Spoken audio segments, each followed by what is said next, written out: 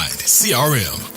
It is more than just a CRM. It is a real estate and business mastermind that comes with an all-in-one CRM. You can have unlimited websites and users. You can call, text, RVM, and email all in one user interface. And you can set up custom automations for any type and multiple businesses. 65% of companies start using a CRM system within the first 5 years of business. Once implemented, the Hive Mind will save you on marketing, give you more time, and make more money.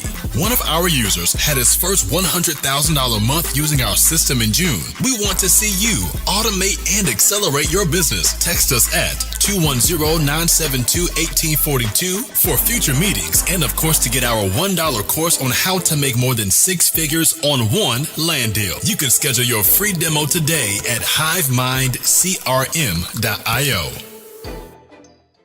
Hello and welcome to today's episode of the Work at Home Rockstar podcast. Excited for today's guest. He's the CEO of Hive Mind and the host of Hive With Us podcast. Very excited. He is what he helps is he helps anyone in the real estate industry to automate their business, get more business. So I'm excited to be rocking out today with Daniel Martinez. Hey Daniel, you ready to rock? Let's rock. Let's rock and roll. Awesome. Well, we always start off at a good note here. So tell me a story of success in your business that we can be inspired by. Success in my business. A lot of people, they have like personal whys and why they want to do for time freedom and family freedom and all that stuff. I really didn't know what my business why was, and you always have to have business why because you really have to be passionate about what you do. And on a good note, that's what you really want to do. So one of my clients hit a 6-figure month, and I'm like, what in the world? And they're from spreadsheets and paperwork and all this stuff. So for them to accelerate the business to that level, I'm like, if I have one client that can do it, I can have thousands that can do it. So that's really kind of been my business why. And that's where I end on a good note where I'm really trying to help businesses accelerate their business because a lot of people aren't using CRMs as a whole. So it's one of those things where we're trying to help businesses just do better and become better and be more efficient and get more business as a whole. Yeah. And you know what? We were talking just before this. I actually, I've been in business for 15 years and I recently just started using a CRM. I was using spreadsheets before and it has improved quite a bit. So I think people sort of think that, oh no, I can handle this with my spreadsheets, but I'm not sure if it can as effectively as you can with some sort of automated process, right? Yeah, 100%. And like I said, 80% of businesses, they don't even use one for the first 5 years. You're 15 years in and barely starting using one now. It can really take your business to the next level, especially if you're a small local business, solopreneur. If you're used to wearing all those hats, like there's certain hats that you can automate so you don't have to effectively use some of your well-timed points of the day just to do this stuff. So you can definitely automate it and help and be more effective with your time. Yep, totally true. And I mean, I think that is the thing is that like it does take a while before you start to use it, and I think it ends up happening when you get too busy. Like I had too many things, too many plates spinning, and there was too many leads out there that I was starting to get confused, and that's when I went to the CRM.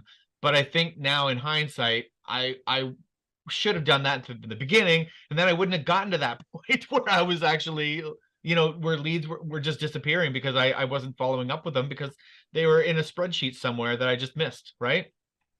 100%. And like, it's just one of those things where follow-up is key. It takes 7 to 12 contacts just to convert that sale. And if you're not out there actually actively working it, it's just going to go to somebody else and somebody else is going to monetize that lead. And if you put precious dollars and time to nurture and get that lead in general, you're just wasting money. Yeah, and depending on what your business is, but most of our businesses, I mean, someone who's ready to buy is ready to buy. They're looking for someone to buy from. And if you're not following up, you're right. They're following up with somebody else or, someone else is following up with them. So it's just a matter of like, I guess there are probably some businesses where they're not ready to buy. But that doesn't make any sense. Like any business, you're really looking for people that are ready, that are looking for you. And if you're not doing that follow-up, somebody else is. So now with the good note comes a bad note. Of course, that's one of the bad notes. But I'm wondering, like, is there something specific that you could share with us that, just didn't go as planned and something we can learn from? Yeah, originally my first business I went into was trucking. So I'm originally a truck driver, used to load trucks, used to hand load trucks at some point. But one of the things I learned in business early on, I've been an entrepreneur for about 5 years now, was that not all businesses should be run by you. There's businesses out there that don't have as much profit margins or maybe not worth your time, depending on where you're at in your entrepreneurship level. Like this is a pivot, start and pivot type thing. Most people fail multiple businesses before they find one successful one. But the thing about that is that you only need to find one successful one, and you're pretty much set for life.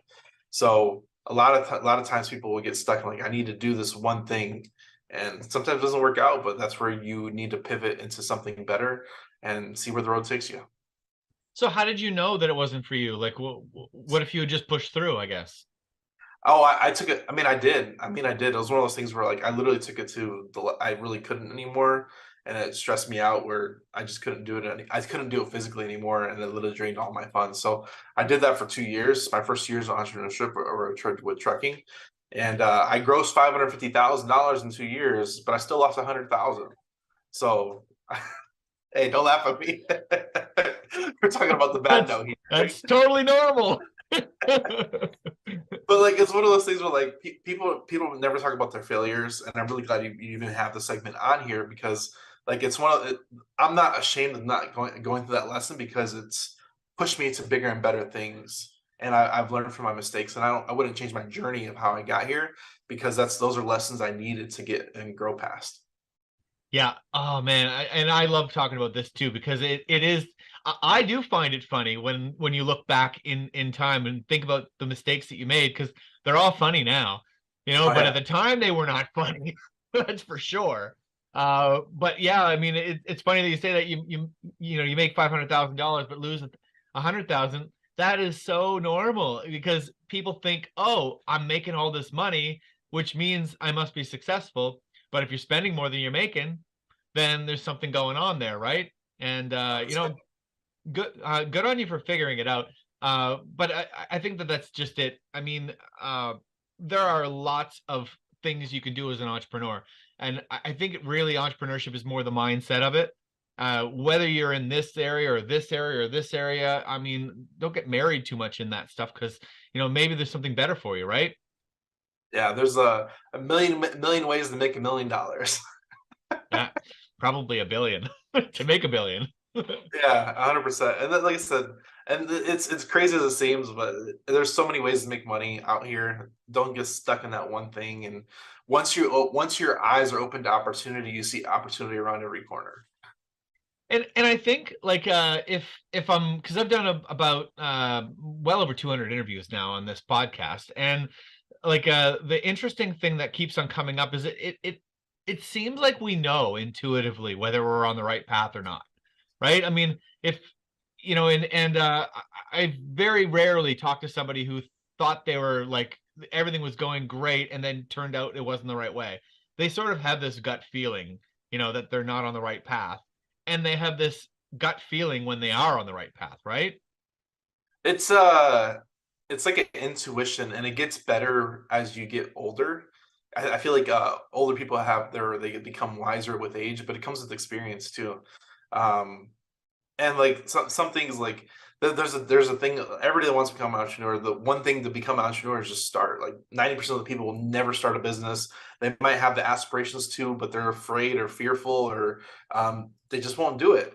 So if you just start, you're separating yourself. And then I always say this a lot too. If you continue and you're consistent, that's what separates you from everybody else because most people they'll fall off. And I always say this too is like entrepreneurship is it's a survival game. You survive long enough, you'll get there. Yeah.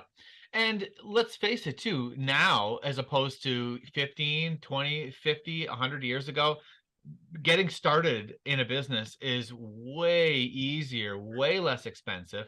I mean, Yep. I think that's the thing is a lot of people think that, oh, I'm going to start a business, I'm going to invest, hundreds of thousands of dollars into a business and, maybe I might not get it back. They feel like it's too much of a risk.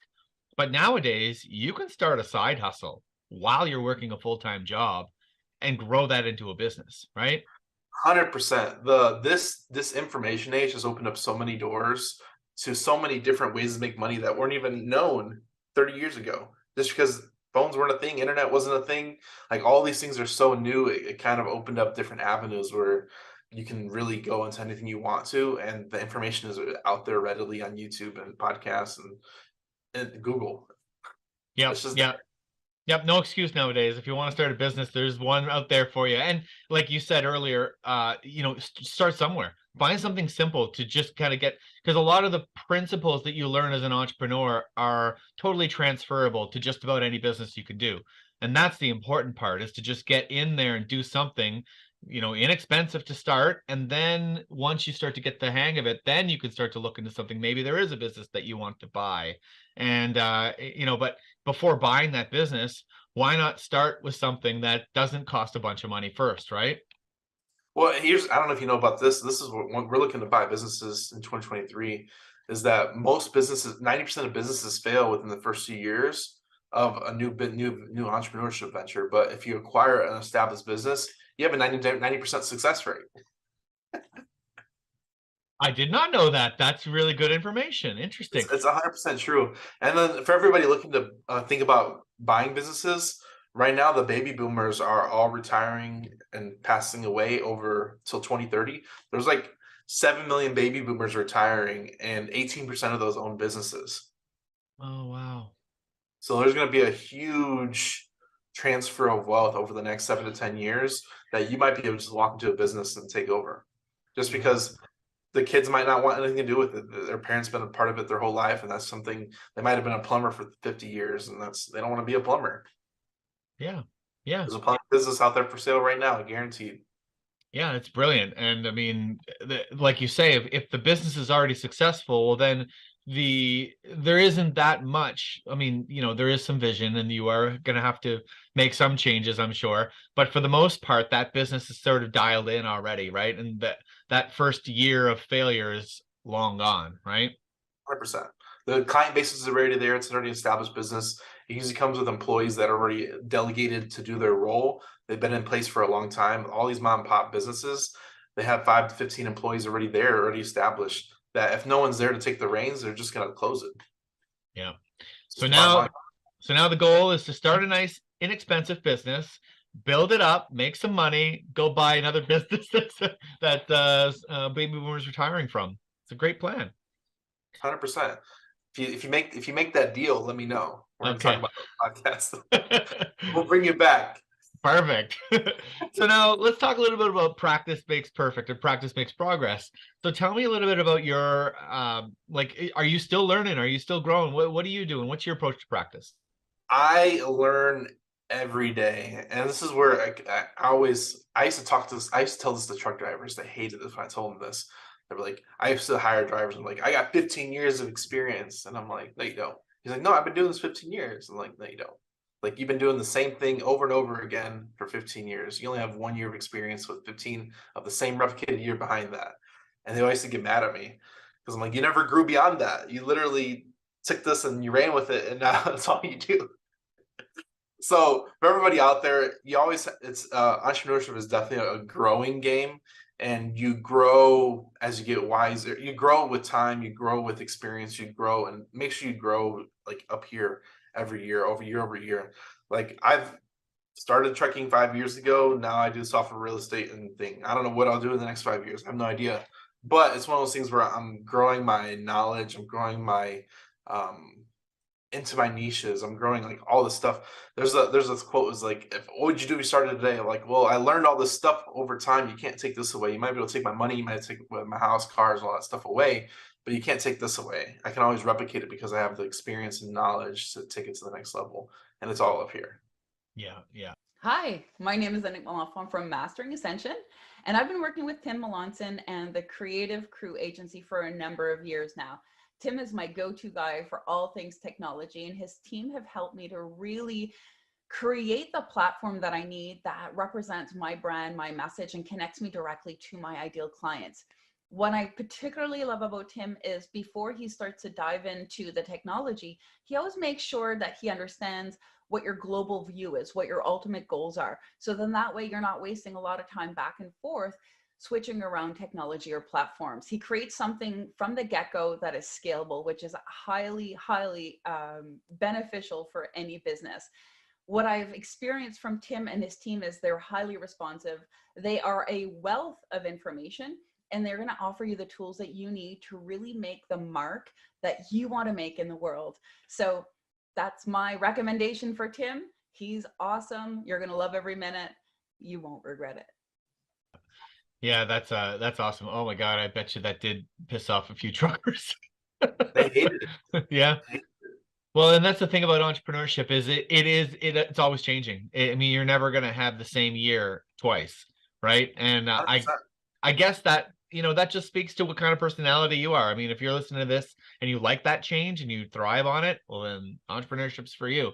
But if not, that's okay as well, because every entrepreneur needs a solid workforce as well. So, there's something for everybody, right? Yeah, and it's as crazy as it seems, but I heard this recently. It was that business isn't forever. Businesses like Blockbuster, you think they were the top of its game, and they just fell off because they didn't adapt. So you always have to adapt to the ever-changing times, because if you don't, you're just going to get left behind. Beautiful. So let's talk a little bit about getting fans. I mean, this is probably right up your alley, isn't it? So what's your approach to to getting people that love what you're doing? Number one is always be consistent. There's a lot that comes with that. There's repetition. If you look at my first episodes, they probably all suck, and I'm okay with that, because I knew it was a repetition thing. You got to put in the reps, you got to put in the time, you got to put in the hours. There was a thing I saw about like 10,000 hours to become an expert, and somebody retweeted it. It's like, no, it's 10,000 iterations that make you an expert. It's not the hours that you put in; it's the different forms and twists that you put on it itself that make you better. And it's just putting in the work, man. A lot of people in entrepreneurship, they expect fast money, quick gains, and hot chicks, but it takes a lot of everything to get to where you want. Like overnight success can take 10 to 15 years sometimes. It takes time, and you just got to put in the reps and wait for the wave to come. Yeah, and that's just it. I mean, people see the overnight success and think that that's what happens, but really it's just that's when things clicked for that person. But there was 100%. definitely years before that of hard work, to get to that point, right? 100%. And like I said, if you see an overnight success, good thing is there's probably like 5 years behind that they were hustling at their job, or hustling by themselves in a dorm room. There's all that hustle period that they had to work to get there that you never even saw. The show is sponsored by The List Guys. Do you need more leads in your local or virtual market? 1 in 10 small businesses don't invest in any kind of marketing. The List Guys have over 35 plus list types to choose from, and you can mix and match any list or criteria. We also use the skip trace list and provide up to 7 numbers and email addresses. Every list you purchase will be scrubbed against previous purchases. The List Guys are here to save you time. Contact the List Guys today at www.1listguys.com. That's www.1listguys.com. I used to be in wrestling in high school, and one of the quotes, and this is a weird one, I don't know where it came from, but one of the quotes that they did one year was, champions are made when no one's watching. And if anybody from high school listens to that, they're probably gonna bust out laughing. But it's one of those things where, like, you got to do stuff. You got to do stuff alone. You got to do stuff for a long time by yourself, and then eventually it comes to a point where now you can hire and take it to the next level.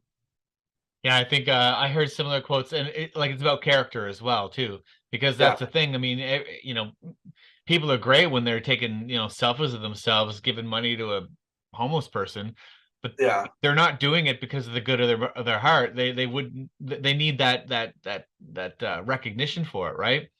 But that's not what makes you successful in just about anything. What makes you successful is the things you do behind the closed doors and how you act when you don't feel like it, right? 100%. It's a mindset game that and this is for everybody here. Like, everybody, if you haven't cried in your entrepreneurship journey, you ain't made it yet. Yeah, there's some pretty tough times. Things just don't go as planned, and I mean, it's just it is what it is. But it's worth it though. Like, I mean, I think there was something else I was reading about. I think it was about parenthood and how people with kids, they have some pretty low points in their existence, but also it comes with the big highs too. So, if you don't have the big lows in your business, then you can't really experience the big highs as well. So I don't know. I always think it's worth it because when you do land something, when things do go your way, it's just so much more exciting than when you're kind of always on that even keel and really nothing's exciting and nothing's bad, right? 100%. And it's just things are gonna go bad. I always, this is a joke I make with my people that know me. I'm like, what day is it? It's a day ending in day. It's just another day. There's nothing you can do about it. If stuff doesn't go your way, it doesn't go your way that day. It's just another day. When tomorrow changes and it's a new day, you gotta start fresh again. Yeah, yeah. When something goes wrong for me, I'm like, okay, well, there's always like statistics and averages and stuff. So I'm like, okay, well, that's the bad thing that's supposed to happen today. So the rest of the day is going to be great. And I think that's a lot of it is that mindset because if you do let things get you down, then you're not going to come to the next appointment with the same type of enthusiasm and excitement, right? Hmm. And you can be down. There's people that get put down and they never come back up. And it's depression hits and all that stuff hits and the mind starts going racing. And you gotta let that stuff go because you can't move past forward. You gotta let that stuff go and just go on to the next place, next position, next sales call, and go at it again. Yeah, and so I'd like to ask you, so is there any things that you do like to get yourself out of that funk when it happens? Me, I'm naturally already ecstatic. I'm like a naturally happy person.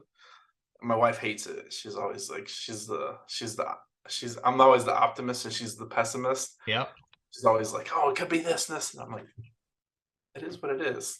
yeah, Tomorrow, yeah, it's part of the day. So like me and my wife are like complete opposites, but it's one of those things where like you, nothing really gets me down. Like stuff goes bad. I'm like, okay, it happens. People die every day.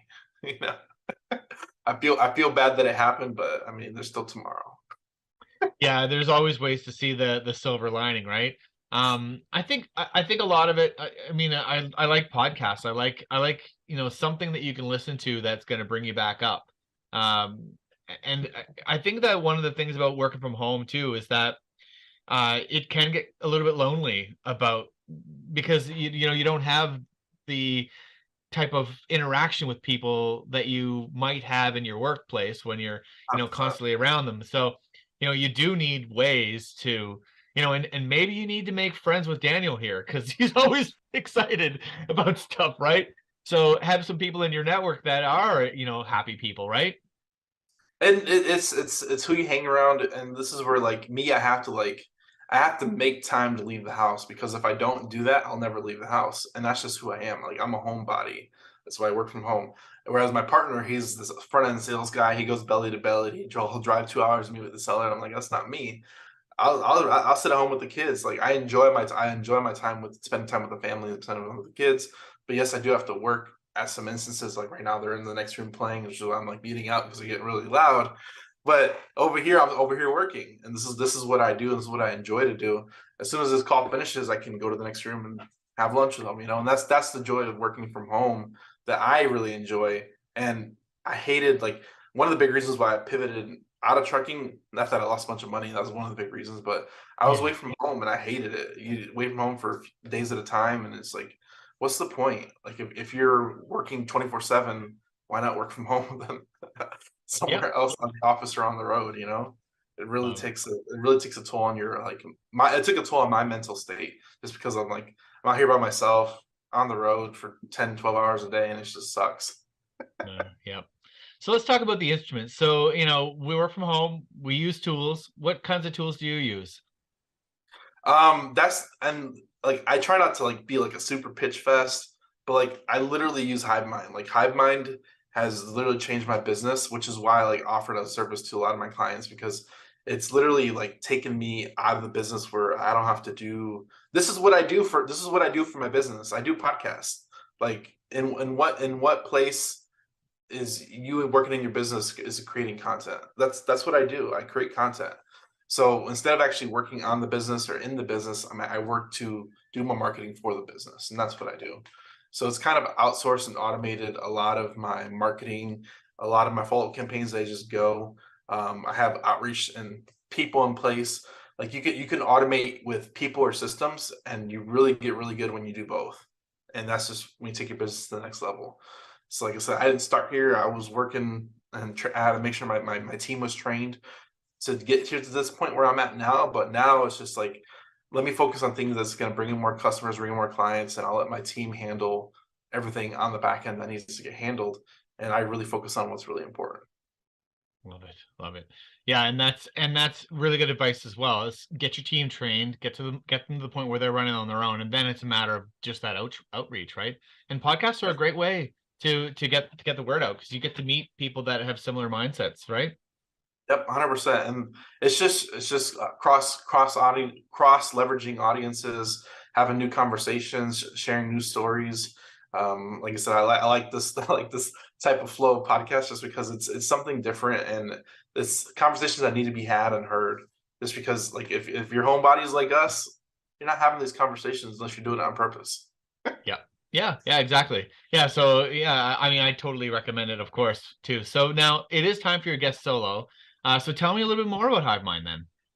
So HiveMind is a CRM community and mastermind. We teach and educate and help people automate and delegate their business. It's an email, texting, website, form, the basics of taking your business to the next level, because most people are using spreadsheets and paper. If you're ready to go to that next step, this is where we can help you out and take you out to the next step.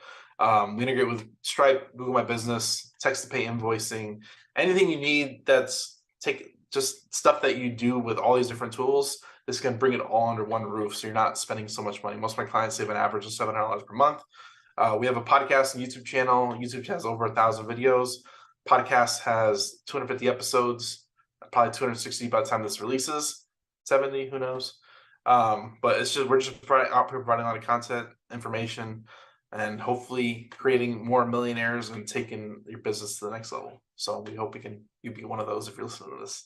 Right on. So now you mentioned earlier that you're focused mostly on the real estate business, but this is not just for real estate agents, is it? Oh, 100%. So the CRM is the backbone of every business. It's contacts, lead nurture, conversions, sales, reviews. Every business, no matter what you do, follows that same parameters. So you can be applied to any business. So I have a lot of clients that do a lot of different things, from podcasting, coaching, mentoring, and they do a lot of different types of stuff. I even have a car sales guy, like same thing, contacts, nurtured, conversions, and reviews. It's the same thing. So we help a lot of different people in a lot of different niches, but we specifically help real estate people just because they need a lot of help. And there's a lot of niches out there that need a lot of help in their business. And like I said, we're just here to help everybody in the real estate space. So if that's you, come check us out, HiveMindCRM.io and at HiveMindCRM on all platforms. So if I'm if I'm listening to this and I'm a real estate agent, what would be a good indication that I need your product right now? Right now, are you struggling making contacts? Are you struggling to get in leads as a whole? Are you struggling to close any deals? I mean, that's the biggest thing. You need to get contacts, you need to get leads, and that's one of those things that is pivotal to your success. So if you're struggling with that, that's what we do. We help you bring in more leads to your business to convert and make more money, because that's the lifeblood of your business is leads. Do you help them to do the conversion, to do the sales process as well? Our system is mostly used for outreach. We do have other like tiers of service that if they want inbound leads brought to them, we'll help facilitate that as well. Right on. So how do we find out more? At HiveMindCRM.io and at HiveMindCRM and all platforms. We produce a lot of content. You can find us pretty easily. Awesome. Right on. Well, thank you so much, Danny, for rocking out with me today. This has been a lot of fun. No problem. Thank you, man. Cool. To the listeners, make sure you subscribe, rate, and comment. We'll see you next time on the Work at Home Rockstar podcast. Thanks for watching this YouTube video. We hope you found value. Please like, subscribe, and hit the bell to watch more videos just like this one.